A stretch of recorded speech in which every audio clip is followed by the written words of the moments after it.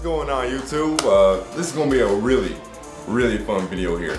But I want to introduce to you the term reverse damage control. Now, you guys have seen the action of this term done plenty of times.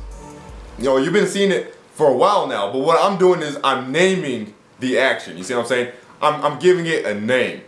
I'm making it a term. Reverse damage control. And funny thing is, like, I don't have to say any names, but you guys are smart. You guys are going to know exactly who I'm talking about. It's one main person, and then a couple of other people, but you know, it's mainly this one main person I want to talk about. But I'm sure you guys can list the other people as well. But before we get into reverse damage control, let's talk about normal damage control. Okay, so when does somebody damage control? When damage has been done. How is damage done? When something negative has been done or said. So then you come out and you damage control that because something bad has happened or something bad, you see what I'm saying, has been said. Now there's two ways you can damage control something. You could come out with 100% facts. You could debunk it. You could prove that what was said was, you know, absolute bullshit or whatever, things like that. Or other people will still say, you know, that's damage control. I mean, which it is. But who cares if you're right? You see what I'm saying? And then there's the damage control where you can't necessarily salvage the whole situation, but you know, basically you're like, well, you know, it's not that bad. You know, you do have this, you do have that, you know, this is an advantage. Which there's nothing wrong with that either, as long as you're making sense with it. You see what I'm saying? So that's damage control right there. You damage control when damage has been done, when something has been said. Now, let's look at reverse damage control. It is the exact opposite of damage control. It's when something good has been done and something good has been said, and a person comes out and tries to downplay that. You see what I'm saying? And it's funny because the people who do the reverse damage control, they're always the people slinging the damage control card at everybody else. You see what I'm saying? And that shit is hilarious to me. Because they're getting all those people, but why are you always defending them? You know what? Why are you always doing that? It is common. Completely, it is commonplace to see a fan defend something they like. That's what fans do. But let me ask you this. Why do you reverse damage control? I can understand somebody defending something. If they're a fan of it, that's what fans do. You're a fan of the Packers, you defend the Packers. You're a fan of, you know, any team, you defend the team. You see what I'm saying?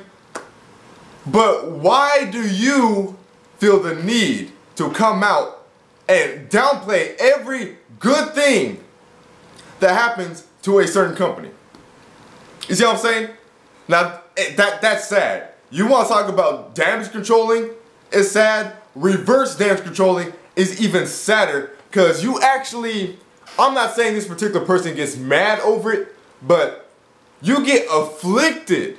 You see what I'm saying? You get afflicted when good news comes out about this company. So afflicted to the point where you come out with a reverse damage control video. You see what I'm saying? And that is just the saddest shit I have ever seen. You claim you have nothing against the company, and I'm not saying you do. I don't know. You tell me. But you claim you don't.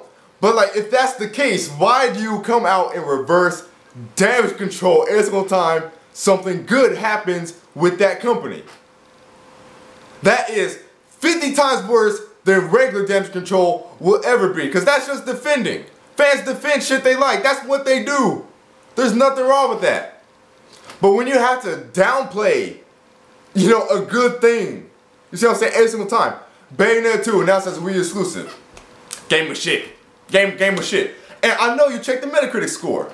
I know you did. You know it has a AAA score on Metacritic, but you still can't come out and say it's shit. You can't come out and admit that picking up Bayonetta 2 was a good move on Nintendo's part. Whether you like the game or not is irrelevant. The fact is, people this whole time have been telling Nintendo needs to bring us more, you know, these new, more hardcore games, things like that. Bayonetta 2, oh, well, that's shit. That game was shit. despite its 90 Metacritic score. You see what I'm saying? That's reverse damage control right there. Oh, you know, the Wii U's not going to support 2 Wii U pads, because in all these videos, we only see one person using a Wii U pad. So E3 2012 comes along, Reggie confirms 2 Wii U pads. Oh, well, when you use 2 Wii U pads, it's going to cut the frame rate in half. No shit! That's what split screen does, you genius.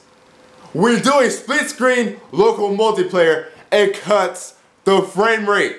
That is what has happened since the beginning of split screen games. Herp, derp, derp, derp, derp, derp. The only time the frame rate isn't cut in half is when the developer, you know, cuts the graphical fidelity a lot. So you see what I'm saying? So they can keep the same frame rate, but the game now looks like crap. See what I'm saying? That's the only time. But you really expected them to have a 720p image on the TV, or 1080p, whatever, and then have 2 images being streamed to 2 separate pads and have it keep the same frame rate? Like, are you serious? But yeah, that's another example of reverse damage control. Oh, the Wii U pad is garbage. I don't like that shit. They announced the Controller Pro. Oh, well, it looks like a 360 controller, which it does, but see what I'm saying? Downplaying it as much as you can to make it not seem as good as it really is. It's the exact opposite of damage control. You see what I'm saying? Damage control is, it's not that bad, or this is completely wrong. Reverse damage control is, it ain't that good, or it's not good at all. You see what I'm saying? It's like this whole Black Ops 2 situation. Why? Why? See, that's another perfect example. Now, I don't care if Black Ops 2 is 1080p or not. That doesn't mean shit to me. Because a pile of shit in 1080p is still a pile of shit that I still might buy, but admittedly. Because like I said, you know, Black Ops 2 seems like a nice, you know, time to jump back into Call of Duty. But anyways, talking about the franchise as a whole and whatnot. Treyarch does a lot better Call of Duty games than Infinity Ward. But anyways, you know, oh, well, you know, full HD can mean multiple things. See, that right there, reverse damage control. You don't like the fact that something good has been said about that system.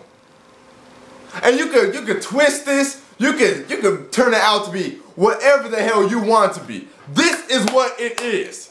It is reverse damage control. And it is the saddest shit I have ever seen in this YouTube community. And of course, it's not this guy's, just this guy. It's other people. It's other people.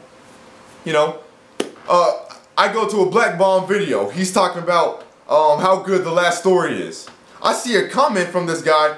Oh, well, this game, The Last Story, it got a 6 out of 10 from Game Informer. You see what I'm saying? Reverse damage control. I'm not saying you get mad over it. I'm not saying you take offense to it, because you're not a fanboy. You're not. See, that's the thing that makes me confused. You're not a fanboy, but you still reverse damage control when something good or a good game comes out for this company and their system, and you're not even a fanboy.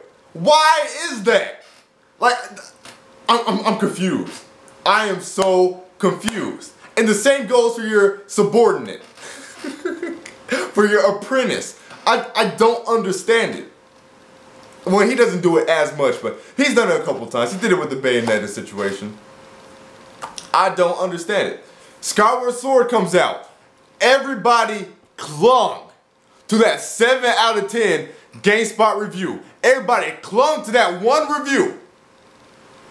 Ignored the 100 others that gave it AAA, AA scores. Oh, this 7 out of 10 right now, I'm going to take this. This is factual, which was stupid as hell considering the fact that every AAA game has a fucking 7 out of 10 score from somewhere. You see what I'm saying? Some of them 6 out of 10. Some of them 5 out of 10. You see what I'm saying? That's not an uncommon thing to see. I'd go to an Uncharted review right now, find a 7 out of 10, 6 out of 10. You see what I'm saying? But everybody clings to that one review because why? Reverse damage control. They're actually afflicted that a good game has came out for the Wii. They don't like that fact. So they downplay it by sticking to that one mediocre review. Saddest shit ever. So you guys can throw the damage control card at me all you want, because really, the damage control card, it's a cop-out. It's when you say damage control to me, you say, Shokio, I can't deal with what you're saying, so I'm going to try to downplay that. Reverse damage control. That's what downplaying is. It's reverse damage control. So I'm going to downplay the points you're making. I'm going to downplay your facts by saying that it's damage control. So I'm gonna take some, validity, out of what you're saying, some credibility out of what you're saying by saying it's damage control. That's what you're saying. Now, if you completely destroy my argument, and then you say I was damage controlling, then by all means, that's fine. That's fine.